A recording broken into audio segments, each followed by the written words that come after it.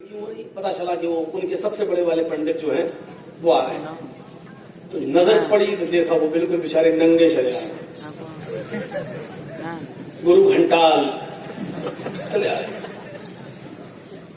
हमने कहा वो चले आ रहे हैं, उनके आगे आगे मर्द, उनके पीछे पीछे औरतें, बीच में वो चले आ रहे हैं। अब बार बार नजर ना उठाने के बावजूद भी उठ रही थी कि देखो क्या। अब होता ना कि नई चीज कभी सामने आ जाए तो चाहे कितना नजर नीची करो, इंसान हम भी हैं। अरे क्या होता है नजर, ये औरतें क्यों पीछे पीछे चल रही हैं? बहरहाल ऐसे करते रहे, कभी ऐसे देखते रहे, ऐसे करते रहे। और पता नहीं क्या मसला हुआ कि हमारे बगल में जो दो तीन आदमी बैठे थे, जैसे वो स्टेज पे आए वैसे उनको वो भी स्वागत करने चले गए। और उसको जब स्टेज पे लाया तो मेरे ही बगल में बिठा दिया। बैठ मेरे जब बगल में बैठे तो अल्लाह, अब क्या करें, कैसे करें? तो और मीडिया वाले तो आप जानते ही हैं, यही मौका देखते हैं। मैंने कहा ऐसा ना हो कि कहीं पहले ये वीडियो बना लें या फोटो खींच लें तो, और जब डाल दें तो इसी के बगल में हम दिखें तो पूरी दुनिया तो कहेगी मौलाना साहब इस नंगे के साथ क्या कर रहे थे।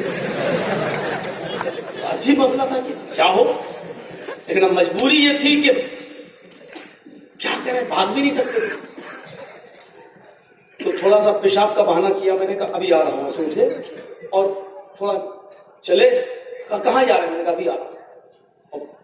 गए तो नहीं थे, पेशाब लगी नहीं रहा था, तो गए थे थोड़ा सा चक्कर लगा के तो उधर का, फिर आके हम अलग बैठ गए सिर्फ फोटो से बचने के लिए कि इसके साथ मेरा फोटो ना खींचे।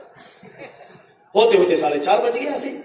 अब 4:30 बजे मेरा नंबर आया, ठीक 4:30 पर। वक्त की इतनी पाबंदी थी उनके यहाँ कि 1 मिनट भी ना लेट ना 1 मिनट पहले। सिस्टम हमने सीखा उनसे बहुत अच्छा। जैसे ही 4:30 पे मुझे टाइम दिया 10 मिनट का, और यह था कि 8 मिनट के बाद लाइट, लाल रंग की लाइट जला दी जाएगी सामने। इसका मतलब यह है कि 2 मिनट में अब आप अपनी बात को समेट लीजिए। ठीक समझ तो गया ही था, मैं 1 बजे से बैठा यही देख रहा।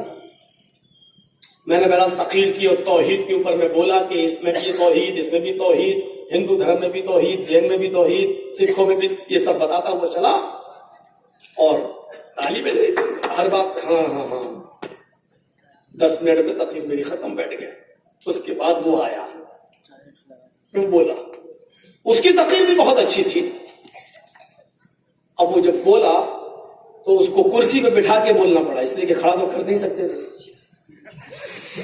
तो उसको ऐसी कुर्सी पे बिठाया गया तो इधर से भी वो घिरी हुई थी, इधर से भी घिरी हुई थी, और जब वो कुर्सी पे बैठा तो यहां फूल डाल दिए गए थे ताकि शर्मगाह दिखे नहीं, फूल। तो हमने वहां बैठे हुए एक हिंदू से कहा, पंडित से, जब शर्मगाह छुपाना ही थी तो फूल ही डालना थे तो कपड़ा पहन ले। ऐसे वो कर रहा है, बोलो मत। हमने कहा हमें समझ में नहीं आ रहा है वे फूल क्यों डाल रहा है, जब छुपाना ही थी तो फिर कुछ पहन लेता। अरे इनमें पहना नहीं जाता है, हो सकता भाई नहीं पहना जाता हो, हमने इतना नहीं पढ़ा। अब वो जैनी जो तकरीर किया तो शुरू के 10-12 मिनट तो बहुत अच्छा बोला, लास्ट में आ गया, कहता है कि हमारे धर्म के अंदर, जैन शास्त्र के अंदर एक ऐसा धर्म है जिसमें किसी भी महान पुरुष का, किसी भी नबी का, किसी भी रसूल का, किसी भी पैगंबर का, किसी भी मुनि का, किसी भी ऋषि, किसी भी अवतार का नाम नहीं है, सिर्फ महावीर जी का नाम है। हमारा दिमाग चौंक गया। मैंने सोचा हो सकता भाई हमने तो पढ़ के देखा नहीं है इतना जैन धर्म को। उस वक्त तो मैं कुछ नहीं बोला, खामोशी के साथ तकरीर खत्म हुई, चला आया। लेकिन मेरे दिल में एक बात चुभ गई कि यार ऐसा कैसे हो सकता है कि हिंदू धर्म में मोहम्मद सल्लल्लाहु अलैहि वसल्लम का नाम हो, सिखों में हो, जैन में ना हो, ईसाइयत में हो, यहूदियत सब में हो, जैनियों में ना हो। मैंने जैन शास्त्र को बाकायदा खरीदा, मैंने महावीर जी की जिंदगी की स्टडी करना शुरू की, और मैंने पढ़ा तो एक शब्द मुझे मिला, बड़ा प्यारा शब्द था, पूरा उसका तर्जुमा मैं आपके सामने रख रहा हूं। जैन शास्त्र के अंदर लिखा है, तू पूजा नहीं कर सकता है तो मत कर, तू किसी गरीब की सेवा नहीं कर सकता है तो मत कर, तू किसी गरीब को दान नहीं दे सकता है तो मत दे, तू किसी यतीम की परवरिश नहीं कर सकता है तो मत कर। तुझे चिंता किस चीज की है, तेरे लिए अरहन काफी है। मैंने दिल में सोचा तेरे लिए अरहन काफी है। ये अरहन जो कहा गया है, अरहन ये कुछ न कुछ तो है। तेरे लिए अरहन काफी है, ये अरहन क्या है? अरहन को देखने के लिए हमने एक डिक्शनरी खरीदी, 18,000 पेज पर मुश्तमिल है, 18,000 पेज पर मुश्तमिल वो डिक्शनरी, जिसका नाम है नालंद विशाल शब्द सागर। मैंने उस डिक्शनरी को और रा के अंदर पे गया, आरा अरहन को देखने के लिए, तो उस आरा में हमें अरहन का शब्द मिला। अरहन के आगे लिखा हुआ था पक्ष दाता। अरहन की मीनिंग पक्ष दाता, हिमायत करने वाला, सिफारिश करने वाला, शिफाअत करने वाला। अब हम इसको मिला रहे हैं, तो पूजा नहीं कर सकता है तो मत कर, तू किसी गरीब की सेवा नहीं कर सकता है तो मत कर, तू किसी गरीब को दान नहीं दे सकता तो मत दे, तू किसी यतीम की परवरिश नहीं कर सकता तो मत कर। तेरे लिए अरहन यानी पक्षदाता, शिफाअत करने वाला, सिफारिश करने वाला काफी है। हमने कहा बस यही हमारे नबी का नाम है, अरहन। लेकिन एक्सप्लेन करने के लिए भाई वो तो नहीं मानेगा, सामने वाला कहेगा नहीं अरहन का माना तुम पक्षदाता, तो ये साबित करो कि मोहम्मद रसूलुल्लाह भी पक्षदाता थे, शिफाअत करने वाले थे। तो मैंने एक्सप्लेन किया उसको इस तरह कि पूजा न करना गुनाह है, पूजा करना सवाब है, पूजा न करना गुनाह है, गरीब की खिदमत सेवा न करना गुनाह है, यतीम की परवरिश न करना गुनाह है। और इस पर यह कहा जा रहा है कि अगर तू ये नहीं कर सकता तो मत कर, यानी ये गुनाह कर रहा तो करता रहे, तुझे चिंता किस चीज की है, तेरे लिए अरहन काफी है, यानी तेरे लिए शिफाअत करने वाला काफी है। तो गुनाहगार की शिफाअत करने वाले को अरहन कहा गया है, और यही गुनाहगार की शिफाअत करने वाले को हमारे यहाँ इस्लाम के अंदर अरबी जबान में शफीउल मुज़नबीन कहा गया है। गुनाहगारों को सिफारिश करने वाला, गुनाहगारों को जन्नत, अपनी शिफाअत के जरिए जन्नत का मुस्तहिक बनाने वाला। मेरे भाइयों, अरहन का माना शफीउल मुज़नबीन मिल गया। अब अगले साल जब उनका जलसा हुआ तो फिर हम लोगों को दावत दी गई, फिर पहुंचे। अब फिर उससे पहले हमें टाइम मिला, इस मर्तबा हम थोड़ा दूर दूर रहे, लेकिन टाइम जब मिला तो मैंने कहा कि हमारे पंडित जी ने पिछली मर्तबा ये कहा, शायद हमारे पंडित जी के मुताले की या स्टडी की कमी रही होगी, मैं भी नहीं जानता था, लेकिन हमारे पंडित जी के कहने पर मैंने पढ़ना शुरू किया हमने आपके जैन शास्त्र को। तो मैं दावे के साथ कह सकता हूं कि आपकी किताब के अंदर हमारे नबी मोहम्मद रसूलुल्लाह का नाम मौजूद है। फिर मैं उस किताब को लेकर मैंने बोलना शुरू किया, यह लिखा हुआ है जैन शास्त्र के अंदर, तो पूजा नहीं कर सकता है तो मत कर, तो किसी गरीब की सेवा नहीं कर सकता तो मत कर, तू किसी गरीब को दान नहीं दे सकता तो मत दे, तू किसी यतीम की परवरिश नहीं कर सकता तो मत कर। तुझे चिंता किस चीज की है, किस बात की है, तेरे लिए अरहन काफी है। मैंने कहा पंडित जी अरहन जानते किसको कहा गया? ये नालंद विशाल शब्द सागर कहती है अरहन का माना पक्षदाता, शिफाअत करने वाला, हिमायत करने वाला। ये काम पाप है, पूजा न करना पाप है, पैसा होने के बावजूद गरीब को दान न करना पाप है। हमारे पास पैसा है लेकिन हम जानते हैं इसका बाप मर गया, बेचारा बच्चा माँ बाप से मायूस हो चुका है, उसकी किफायत और परवरिश न करना पाप है। और इसके बावजूद महावीर जी ये कह रहे हैं तेरे लिए अरहन काफी है, यानी गुनाहगारों के लिए अरहन यानी शिफात करने वाला काफी है। हमारे मजहब के अंदर गुनाहगारों की शिफात के ऊपर कहा गया शफीउल मुज़नबीन, गुनाहगारों को जन्नत का मुस्तहिक बनाने वाला, यानी गुनाहगारों की शिफात करने वाला। और हम का माना अरबी में अगर हम करेंगे तो शफीउल मुज़नबीन। मैं अल्लाह की कसम खाकर कहता हूं, इस स्टेज पर बैठकर पंडित जी ने इस टॉपिक में बात ही नहीं छेड़ी। मेरे बाद जब उनका नंबर आया तो इतना कहा उन्होंने कि मौलाना जर्जी साहब ने आज जो अरहन का शब्द पेश किया है, मैं इसकी तहकीक करूंगा, रिसर्च करूंगा और इस जुमले को मैं देखूंगा कि इसमें कहां तक सच्चाई है। मैं इनकी इस इल्म की कोशिश की कदर करता हूं, लेकिन अभी मैं सेटिस्फाई नहीं हूं। अगले साल मैं आपको बताऊंगा कि अरहन क्या है। मैं अगले साल का इंतजार करता रहा। आज 12 साल से ज्यादा का अरसा गुजर गया, फिर जलसा ही होना बंद हो गया। अब तक फिर कॉन्फ्रेंस या जलसा सर्व धर्म सम्मेलन फिर नहीं हुआ। लेकिन मैं आपको ये बता रहा हूं कि जिस धर्म पर हमें यह था कि इसमें नहीं हो सकता, उस धर्म के अंदर भी हमारे नबी का नाम मौजूद है।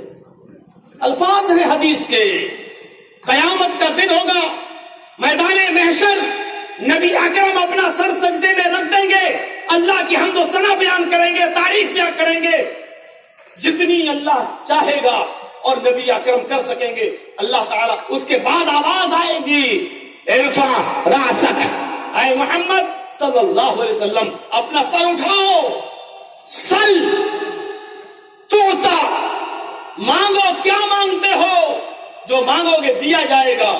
वशफिर तुशफ़ा, आप सिफारिश करिए, आपकी शिफात और सिफारिश कबूल की जाएगी। तब अल्लाह के रसूल कहेंगे अल्लाह मेरे गुनाहगार उम्मती, तब अल्लाह ताला उनको जन्नत का मुस्तहिक बनाएगा, जितनों को चाहेगा। ये अल्लाह की मर्जी पर मौकूफ है। ये अरहन का नाम शफीउल मुज़नबीन साबित हो। सिखों की किताब अगर आप पढ़ें तो ताज्जुब करेंगे। आज हमारे सिख भाई जो मौजूदा हिंदुस्तान के हालात में इस वक्त हमारे कांधे से कांधा मिलाकर हमारा साथ दे रहे हैं, इस देश के संविधान का साथ दे रहे हैं, भारत के संविधान का साथ दे रहे हैं, हमारा नहीं, भारत के संविधान का साथ दे रहे हैं। शाहीन बाग से लेकर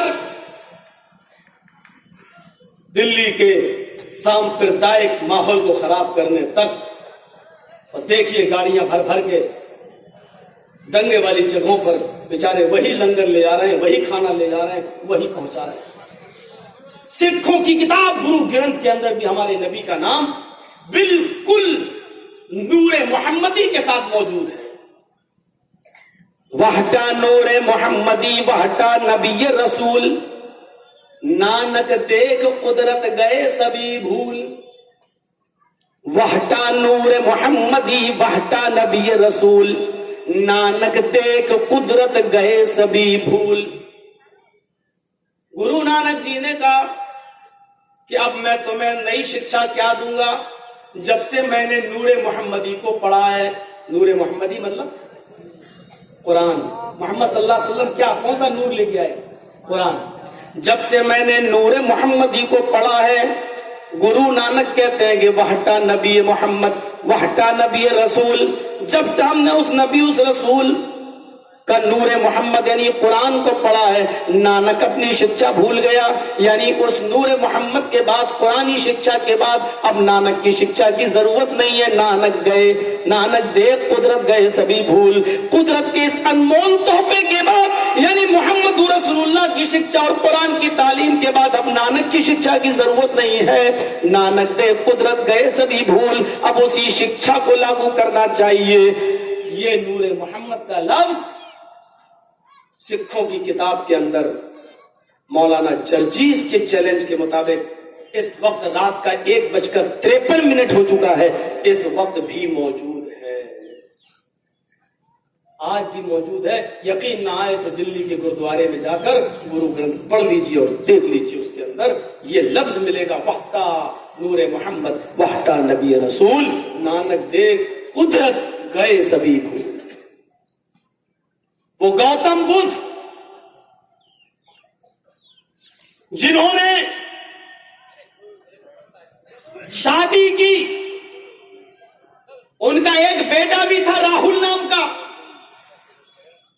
लेकिन वो चैन और सुकून नहीं पा सके। अज़दवाजी जिंदगी से तंग आ गए। उन्होंने सोचा कि बीवी और बच्चों के साथ रहकर हम हक को तलाश नहीं कर सकते, सच को नहीं पा सकते। उन्होंने अपनी बीवी को छोड़ा, अपने बच्चे को छोड़ा और सच्चाई की तलाश करने के लिए जंगल में निकल गए और जड़ी बूटियों को चबाना और पत्तों को चबाना शुरू कर दिया। अपनी अपनी सोच होती है। यहां मोहम्मद रसूलुल्लाह सल्लल्लाहु अलैहि वसल्लम एक शादी करते हैं, खदीजा जब तक जिंदा रही दूसरी नहीं की। खदीजा के इंतकाल के बाद फिर आपने कई शादियां की, यहां तक के हदीस की किताबों में आपकी शादियों का जिक्र 11 और 12 की तादाद तक में मिलता है। 11 भी मिलता और 12 भी मिलता है। बास लोगों ने उसकी तदबीर का रास्ता ये निकाला कि 11 तो बीवियां थी आपकी जिनके साथ निकाह हुआ था, और जिन हदीसों में 12 का जिक्र है तो मारिया किब्तिया को भी जोड़ लिया गया है, जो मुक़ौक़िस मुल्क शाम के बादशाह ने 2 लड़कियां तोहफे में भेजी थी। एक का नाम था मारिया और एक का नाम था सीरीन। सीरीन को अल्लाह के रसूल ने हस्सान इब्न साबित को दे दिया था और मारिया को अल्लाह के रसूल ने खुद अपने पास रख लिया था। और मारिया के बतन से भी नबी का एक बेटा पैदा हुआ था जिसका नाम था इब्राहिम। इसलिए मारिया को भी जोड़ लिया जाए तो औरतों की तादाद हो गई 12। वो एक नहीं रख पा रहे हैं और जंगल में चले गए सच्चाई की तलाश करने के लिए। यहां बीवियों को अपने पास रखकर ऐसी सच्चाई पाई कि आपने फरमाया लोगों, और ये बात आपने आखिरी खुतबे में हज्जतुल विदा के खुतबे में आपने कही कि लोगों याद रखना, औरतों के सिलसिले में तुम अल्लाह से डरना। जो तुम खाना वही उनको भी खिलाना, जो तुम पहनना वही उनको पहनाना। खबरदार उनके गाल पर कभी थप्पड़ मत मारना। आप लोग बातें बहुत जल्दी निकालते हो और पकड़ते भी हो। ऐसा ना हो कि मैंने कह दिया कि गाल पे थप्पड़ ना मारना तो आप सोचो कि गाल पर मारने की मुमारियत है, दूसरी जगह मार सकते हैं। जूस बोलकर कुल मुराद लिया गया। सबसे नाजुक हिस्सा गाल का होता है। जब यहां मारने की इजाजत नहीं है तो कहीं नहीं, हाँ आगे इजाजत दी गई है। अगर वो खुली हुई बेहयाई का काम करे, यानी तुम्हारे बिस्तर पर किसी ऐसे मर्द को ले आए जिसको तुम नापसंद करते हो, तो ऐसी सूरत में तुम उनको मार सकते हो। वज़रिबूहुन्ना ज़रबन गैर मुबर्रह, लेकिन ऐसी मार नहीं मार सकते हो जिससे उनके जिस्म पर, उनकी पीठ पर निशान पड़ जाए। पंचायत बैठे तो दिखाई देखो छप गया। ऐसी मार फिर भी नहीं मार सकते। हल्की मार सुधारने के लिए, उसको रास्ते पे लाने के लिए। आज के जमाने में तो हर औरत पिटने लायक ही है। घर पे फोन करो पता चलता है इस वक्त बिजी चल रहा है। सर बीवी कहां बात कर रही है, खराब हो रहा है। मेरी बीवी फोन कर रहे हैं बाहर, बिजी चल रहा है। 1 घंटे बाद फिर बिजी चल रहा है, 1 घंटे बाद फिर बिजी चल रहा है। क्या शक की खोपड़ी नहीं जाएगी? तो ये भी मौके देती है बेचारी, क्या करें। लेकिन अब ये भी नहीं कह सकते कि हाँ फौरन है अपनी बहन से बात कर रहे थे, अपनी अम्मी से बात कर रहे थे। अब कौन मना कर देगा अपनी अम्मी से बात मत करो, अपनी बहन से बात मत करो। वो वाकया सुना ना मेरा, वो वाला एक आदमी को जो अपनी बीवी पर शक हो गया था, ऑफिस जाता था, बीवी पे शक हो गया, कहने लगा कि बीवी लगता है तू मेरी गैर मौजूदगी में किसी से मिलती है। हम पे शक, अपनी बीवी पे शक। ज्यादा पारसा मत बन, हमें शक है तो दूर कर उसको। तो बता कैसे दूर होगा?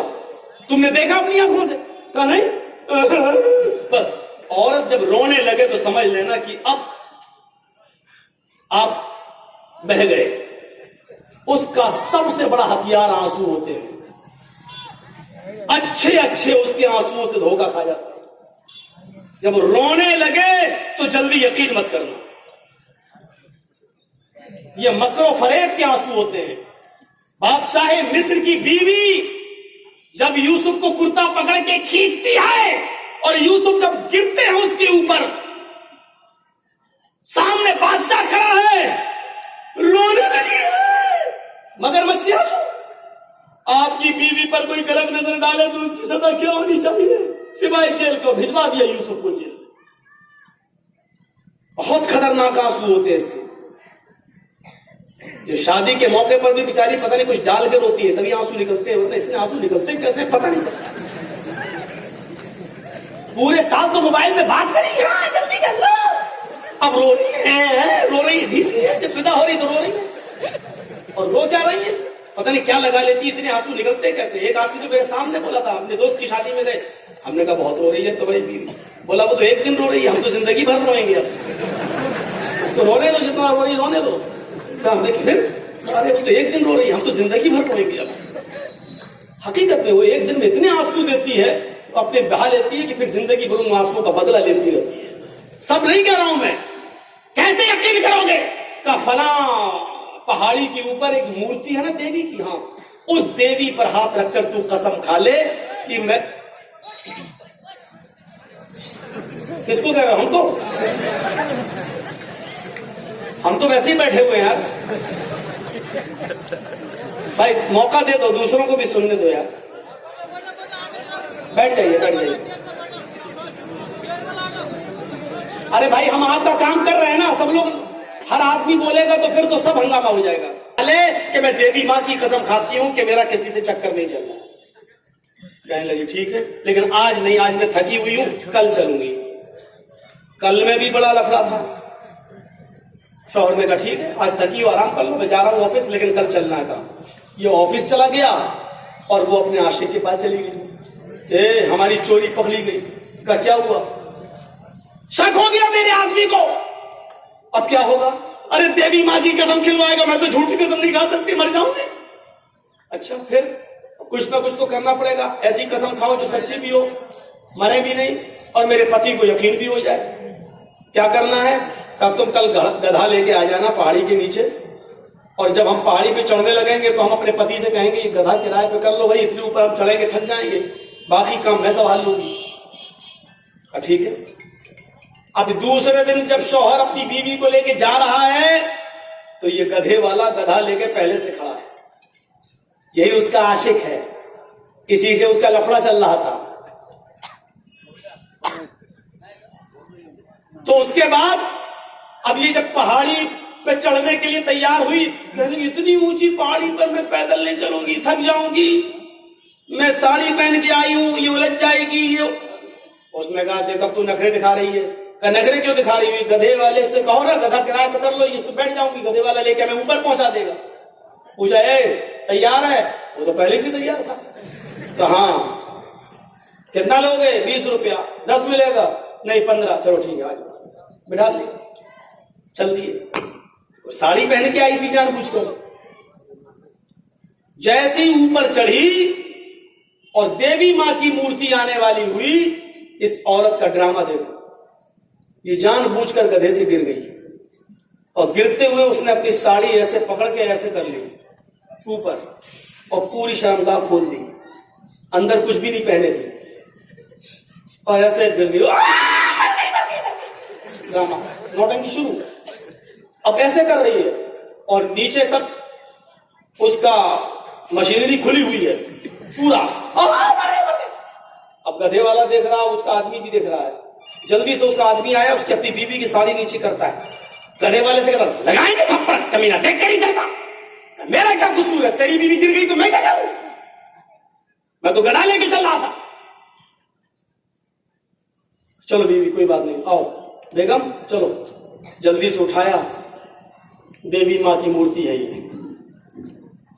बोल कसम खाओ। चलो मैं इस देवी मां की मूर्ति पर हाथ रखकर कसम खाती हूं कि मेरी शर्मगाह को आज तक आपकी और इस गधे वाले के अलावा किसी ने नहीं देखा।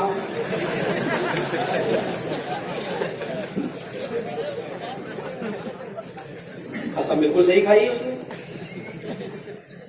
अब आदमी क्या समझा कि हाँ आज गिर गई थी बेचारी, इसलिए उसकी शर्मगाह दिख गई गधे वाले को।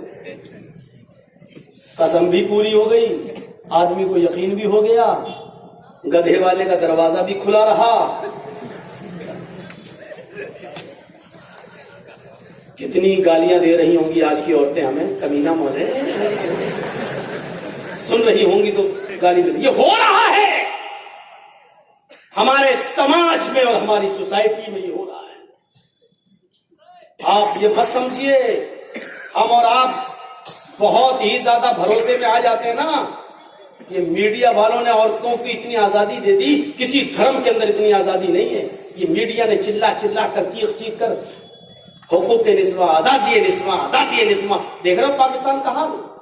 आप यूट्यूब पर देखिए, पाकिस्तान की असेंबली में बाकायदा बहस हो रही है।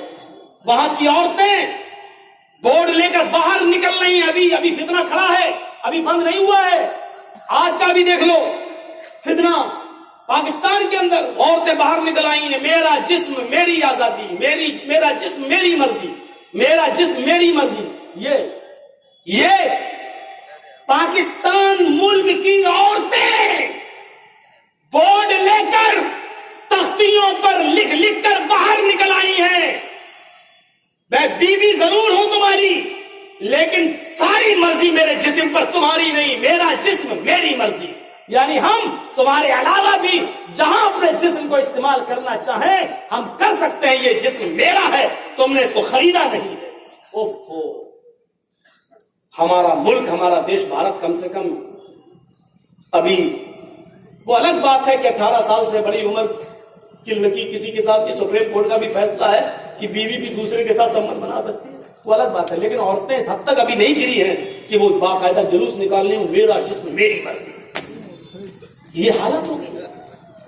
तो मैं ये कह रहा हूं कि आंख बंद करके भरोसा मत करिए। वो सुना है ना, एक मुल्क के अंदर बच्चे जब कम पैदा हो रहे थे तो गवर्नमेंट ने ऐलान कर दिया कि जिसके 4 बच्चे होंगे, 4 होने पर ही 5,000 रुपया महीना हर बच्चे के हिसाब से उसको मिलेगा। 3 पर नहीं मिलेगा 1 रुपया। जिसके 4 बच्चे होंगे उसको 20,000 रुपये महीना मिलेगा। तो एक आदमी अपनी बीवी के पास गया और कहता है कि बीवी, हमारे तो 3 ही बच्चे हैं। कहाँ फिर? कहा है ऐलान निकला है कि जिसके 4 बच्चे होंगे उसको ही 20,000 रुपये महीना मिलेगा। तो बीवी बोली हाँ तो फिर एक और करो। करने में तो मेहनत लगेगी ना, फिर 1 साल इंतजार करो। तो बीवी बोली तो क्या आसमान से टपकेगा? कहा देखो मियां और बीवी के दरमियान कोई बात छुपी हुई नहीं होनी चाहिए। आज मैं आपसे एक राज की बात करता हूं, लेकिन तुम गुस्सा तो नहीं होगी मेरे ऊपर? क्यों गुस्सा होंगी? मियां बीवी में कोई बात, आप जब बात कर रहे हैं तो साफ बात कर लीजिए, भरोसे में ले आइए।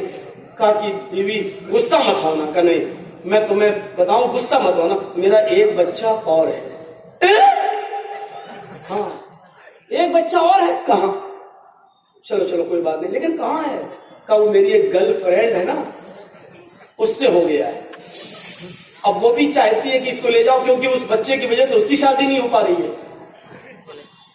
अरे जल्दी करो, लेके आओ, हमने तुम्हें माफ किया, जाओ लेके आओ, तो जल्दी लाओ, अगले महीने से 20,000 रुपए लेना मैं गवर्नमेंट से। शौहर खुश है, मेरी बीवी ने आज इजाजत दे दी और नाराज भी नहीं है। ये बेचारा गया और अपनी गर्लफ्रेंड से कहता ला मेरा बच्चा भी चल। उसने कहा ले जाओ, इस बच्चे की वजह से तो हमारी शादी नहीं हो पा रही, जाओ, ना मुझसे कर रहे हो और इस बच्चे की वजह से दूसरी हो भी नहीं पा रही है, ले जाओ। वो जैसे ही उस बच्चे को लेकर अपने घर आया तो क्या देखता है कि मेरे 3 बच्चों में से 1 बच्चा गायब, 2 बच्चे गायब। अब एक ही बच्चा बैठा है, एक ये लेके गया है। तो बीवी से बोलता है कि बीवी 3 बच्चे हम छोड़ के गए थे कि 4, 2 कहां चले गए? बीवी बोलती है कि इश्तिहार में ये ऐलान गवर्नमेंट का तुमने अकेले थोड़ी पढ़ा था, ये तो ऐलान सबने पढ़ा था। क्या मतलब?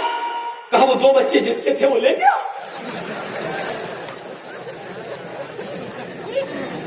उसकी बीवी बोली कि वो 2 बच्चे जिसके थे वो ले गया। कि क्या मतलब? ताकि वो बच्चे किसके थे वो तो मैं जानती हूं ना, वो जानता है। तेरा सत्यानाश जाए, हमारा तो एक ही बच्चा ना जाए, तब तूने 2। इसीलिए कहा जाता है लेडीज फर्स्ट, हर मामले में औरत नंबर 1। आपसे ज्यादा औरतें आई हैं जलसा सुनने, लेडीज फर्स्ट। आपसे ज्यादा चूड़ियां और जलेबियां औरतें खरीद रही हैं इस मेले में, लेडीज फर्स्ट। हर मामले में औरत नंबर 1 है। इसीलिए अल्लाह के रसूल ने कहा जहन्नम में भी ये लेडीज फर्स्ट सबसे ज्यादा रहेगी और पहले रहेगी। लेडीज फर्स्ट, सबसे ज्यादा। मैंने सबसे ज्यादा औरतों को जलते हुए जहन्नम में देखा है। सबसे ज्यादा औरतों को।